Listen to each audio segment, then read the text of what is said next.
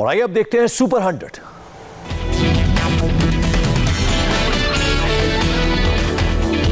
बिहार में उप मुख्यमंत्री पद की रेस से बाहर सुशील कुमार मोदी। सूत्रों के मुताबिक बिहार में इस बार 2 उप मुख्यमंत्री। बीजेपी के तारकिशोर प्रसाद हो सकते हैं बिहार के उप मुख्यमंत्री। बीजेपी की ही रेणु देवी भी बन सकती हैं डिप्टी सीएम। बीजेपी विधायक दल के नेता चुने गए तारकिशोर प्रसाद, रेणु देवी को उपनेता चुना गया। तारकिशोर प्रसाद ने कहा, सामान्य कार्यकर्ता का सम्मान बीजेपी में ही संभव, पूरी क्षमता से जिम्मेदारी निभाऊंगा। रेणु देवी ने कहा, सुशील मोदी और नीतीश कुमार मेरे बड़े भाई, पार्टी का जो आदेश मिलेगा वो करूंगा। तारकिशोर प्रसाद और रेणु देवी दोनों ने ही डिप्टी सीएम बनाने की सूचना से किया इनकार। कहा, मीडिया से ही पता चला। कटिहार से चौथी बार विधायक चुने गए हैं तारकिशोर प्रसाद। रेणु देवी भी 4 बार बेतिया से हैं विधायक। सुशील कुमार मोदी ने तारकिशोर के नाम का प्रस्ताव दिया था। विधायक दल के नेता चुने जाने पर बधाई दी। सुशील मोदी ने ट्वीट कर कहा, 40 साल बीजेपी संघ ने बहुत दिया, कार्यकर्ता का पद मुझसे कोई नहीं छीन सकता। गिरिराज सिंह ने सुशील कुमार मोदी को दी नसीहत। ट्वीट कर कहा, पद से कोई छोटा बड़ा नहीं होता। 7वीं बार नीतीश कुमार बनेंगे बिहार के मुख्यमंत्री। एनडीए विधायक दल के नेता चुने गए। नीतीश कुमार कल शाम 4 बजे लेंगे सीएम पद की शपथ। राज्यपाल से मिलकर सरकार बनाने का दावा पेश किया। राज्यपाल से मुलाकात के बाद बोले नीतीश कुमार, राज्यपाल को एनडीए का फैसला बताया, मुख्यमंत्री के रूप में मनोनीत किया। नीतीश कुमार ने कहा, स्पीकर से लेकर मंत्रियों पर आगे होगी बात, बीजेपी से मांगी नामों की लिस्ट। नीतीश कुमार ने कहा, सबको मिलकर करना है बिहार का विकास। जनता ने फिर भरोसा जताया, बहुत करना है विकास का काम। सीएम आवास पर हुई एनडीए की बैठक। पर्यवेक्षक राजनाथ सिंह और बीजेपी प्रभारी देवेंद्र फडणवीस भी थे मौजूद। आरजेडी सांसद मनोज झा का बयान, जनादेश नीतीश के खिलाफ पूछा, 40 सीट लाकर कोई सीएम कैसे बन सकता है। मनोज झा का नीतीश पर निशाना, का लंबे समय तक नहीं टिकेगी नीतीश सरकार। कांग्रेस नेता तारिक अनवर का निशाना, कहा कोई और नीतीश को रिमोट से कंट्रोल करेगा। बीजेपी ने उन्हें साजिश से कमजोर किया। अखिलेश यादव का बड़ा ऐलान, कहा यूपी के अगले विधानसभा चुनाव में किसी बड़े दल से नहीं करेंगे गठबंधन, छोटी पार्टियों से कर रहे हैं बातचीत। अखिलेश ने चाचा शिवपाल यादव की पार्टी प्रगतिशील समाजवादी पार्टी से गठबंधन के लिए संकेत। कहा, सरकार बनी तो शिवपाल को बनाएंगे मंत्री। जम्मू कश्मीर कांग्रेस चीफ गुलाम अहमद मीर का बयान, केंद्र की नीतियों के खिलाफ लड़ेंगे, जिला विकास परिषद का चुनाव। पीडीपी के संस्थापक सदस्य मुजफ्फर हुसैन बेग ने दिया इस्तीफा। जिला विकास परिषद चुनाव में सीटों के बंटवारे से थे नाराज। पश्चिम बंगाल बीजेपी अध्यक्ष दिलीप घोष का बयान, राज्य बन गया है अलकायदा आतंकियों का गढ़। बीजेपी महासचिव भूपेंद्र यादव को बनाया गया ग्रेटर हैदराबाद नगर निगम चुनावों के लिए प्रभारी। बिहार के भी हैं चुनाव प्रभारी। ईस्ट एशिया समिट में विदेश मंत्री एस जयशंकर ने चीन को दिया संदेश, दूसरे देशों की संप्रभुता का सम्मान करने को कहा। पाकिस्तान हाई कमीशन के प्रभारी को विदेश मंत्रालय का समन, सीज फायर तोड़ने का भारत ने कड़ा विरोध जताया। बॉर्डर पर घुसपैठ में पाकिस्तान का हाथ, विदेश मंत्रालय ने कहा फायरिंग के बहाने कराई जा रही घुसपैठ। ब्रह्मोस सुपरसोनिक क्रूज मिसाइल्स के कई टेस्ट करेगा भारत, इस महीने के आखिरी तक होगा परीक्षण। बारामूला में शहीद राकेश डोभाल को श्रीनगर में दी गई श्रद्धांजलि। 13 नवंबर को पाकिस्तान की फायरिंग में घायल हुए थे। इंडियन आर्मी के चिनार कॉर्प्स सैन्य दल ने उरी और गुरेज में शहीद जवानों को सैल्यूट किया। कल शहीद हुए थे 4 जवान। शुक्रवार को पाकिस्तान ने बिना उकसावे की फायरिंग में तोपखाने का भारी इस्तेमाल किया। बीएसएफ का बयान। वर्ल्ड चिल्ड्रंस डे पर राष्ट्रपति भवन, कुतुब मीनार जैसी इमारतों में होगी नीली लाइटिंग। 20 नवंबर को है वर्ल्ड चिल्ड्रंस डे। मुख्यमंत्री योगी आदित्यनाथ ने केदारनाथ धाम के दर्शन किए। उत्तराखंड के सीएम के साथ मिलकर निर्माण कार्यों का जायजा लिया। सोमवार सुबह बंद होगा बाबा केदारनाथ का कपाट, योगी आदित्यनाथ भी रहेंगे मौजूद। बाबा केदारनाथ धाम की आरती में शामिल हुए योगी आदित्यनाथ, सुख शांति के लिए की कामना। गंगोत्री धाम के कपाट बंद हुए, सर्दियों के बाद खुलेंगे कपाट। दिल्ली में पति ने पत्नी के खिलाफ शिकायत दर्ज कराई। कहा, हिंदू बताकर की थी फेसबुक पर दोस्ती, शादी के बाद पैसा उगाही का आरोप।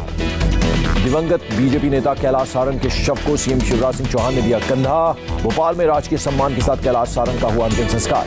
उत्तर प्रदेश के अमरोहा में बंदूक की नोक पर 2 लाख की लूट, परिवार का एक सदस्य गोली लगने से घायल। भोपाल में सीएम आवास पर गोवर्धन पूजा का आयोजन, पत्नी के साथ शिवराज सिंह चौहान ने की पूजा अर्चना। मध्य प्रदेश में 15 नवंबर को जनजाति गौरव दिवस के रूप में मनाया जाएगा। बिरसा मुंडा की जयंती पर शिवराज सिंह का ऐलान। रायपुर में सीएम आवास पर गोवर्धन पूजा का आयोजन, भूपेश बघेल ने पूजा अर्चना कर राज्य के लोगों की सुख समृद्धि की कामना की। छत्तीसगढ़ के जंजगिरी में भूपेश बघेल ने सांचा का प्रहार झेलने की निभाई परंपरा, सबकी खुशहाली के लिए मनाई जाती है परंपरा। निहंग सिक्कों ने अमृतसर में मनाया बंदी छोड़ दिवस, दिखाई घुड़सवारी की कला। चेन्नई एयरपोर्ट पर $10,000 पकड़ा गया। करीब 42 लाख रुपए कीमत का सोना भी जब्त। देश में कोरोना का ग्राफ 88 लाख के बाद 82 लाख लोग हुए बीमारी से रिकवर। देश में अब तक कोरोना के 12 करोड़ 48 लाख से ज्यादा सैंपल्स की जांच। शनिवार को 8,05,000 से ज्यादा लोगों की कोरोना टेस्टिंग। दिल्ली में कोरोना के 3,235 नए केस, 95 लोगों ने तोड़ा दम। एक्टिव केस की संख्या 40,000 के करीब। कोरोना के बढ़ते मामलों पर अमित शाह ने हाई लेवल मीटिंग की। अरविंद केजरीवाल, उपराज्यपाल डॉक्टर हर्षवर्धन शामिल हुए। मुख्यमंत्री केजरीवाल ने कहा 750 आईसीयू बेड बढ़ाए जाएंगे। कोरोना टेस्टिंग को बढ़ाकर 1 लाख से 1.25 लाख तक किया जाएगा। अरविंद केजरीवाल ने कहा दिल्ली में कुछ पाबंदी लगाने की जरूरत, गृह मंत्रालय कल ले सकता है फैसला। केजरीवाल ने केंद्र सरकार का धन्यवाद किया। कहा कोरोना से लड़ाई के लिए केंद्र और राज्य की सभी एजेंसियां मिलकर काम करें। अमित शाह ने ट्वीट कर कहा, दिल्ली में आरटी-पीसीआर टेस्ट को दोगुना किया जाएगा, खतरे वाले इलाकों में मोबाइल टेस्टिंग वैन तैनात होंगी। अमित शाह ने कहा, अस्पताल में इलाज की सुविधा बढ़ाई जाएगी, होम आइसोलेशन के रोगियों की ट्रैकिंग पर जोर।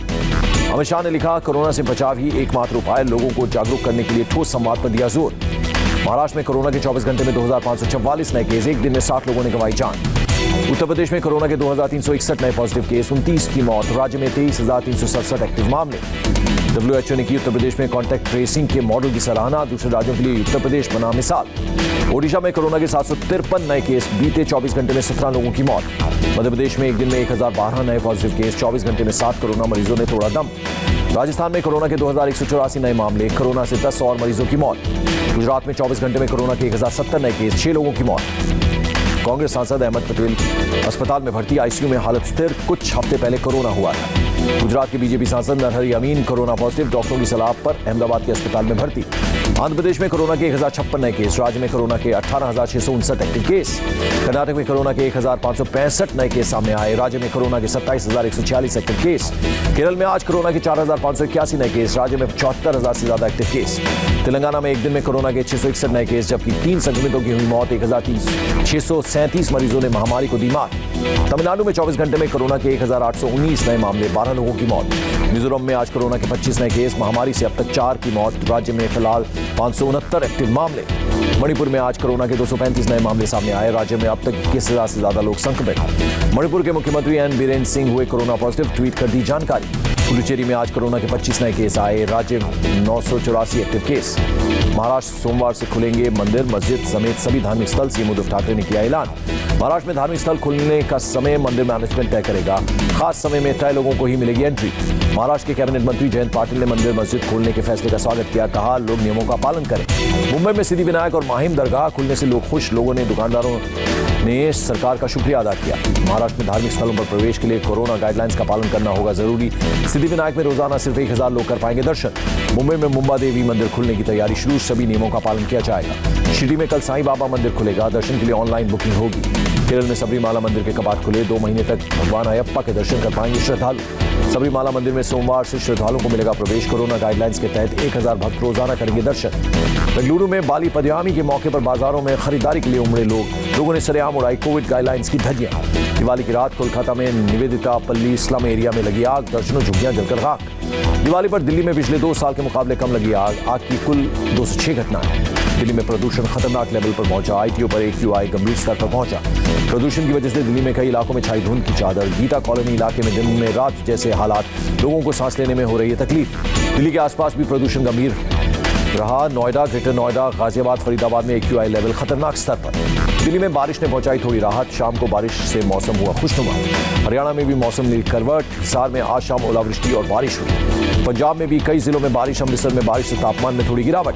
हरियाणा के अंबाला में बारिश, कल भी बारिश का अनुमान। जम्मू कश्मीर में सीजन की पहली बर्फबारी, गुलमर्ग हिल स्टेशन बर्फ की सफेद चादर से ढका। जम्मू कश्मीर के कई और इलाकों में बर्फबारी, जम्मू श्रीनगर हाईवे को एहतियातन किया गया बंद। जम्मू कश्मीर का पीर पंजाल रेंज भी बर्फ से ढका, राजौरी में हुई ताजा बर्फबारी। हिमाचल के लाहौल स्पीति जिले में बर्फबारी के बाद तापमान में आई भारी गिरावट, टांडी इलाके में बर्फबारी हुई। मशहूर बंगाली एक्टर सौमित्र चटर्जी का 85 साल की उम्र में निधन, 6 अक्टूबर से अस्पताल में चल रहा था इलाज। कोलकाता के रविंद्र सदन में सीएम ममता बनर्जी ने अभिनेता सौमित्र चटर्जी को दी श्रद्धांजलि और राष्ट्रपति रामनाथ कोविंद और पीएम मोदी ने सौमित्र चटर्जी के निधन पर जताया शोक। पीएम ने कहा देश के सांस्कृतिक जीवन के लिए बड़ी क्षति।